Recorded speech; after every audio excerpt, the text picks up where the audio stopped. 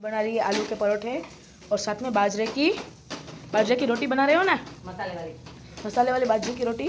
और ये आलू परोठे के जैसे अंदर फिलिंग करेंगे। अब जब भी रोटली बनेगी तब आपको दिखाता हूँ।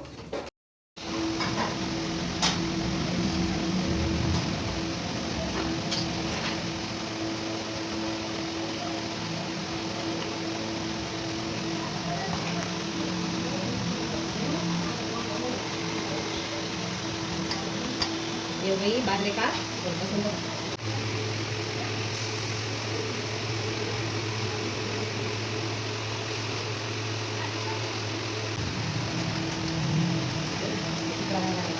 ये सीख रहा है आलू के बाजरे की रोटी है ना।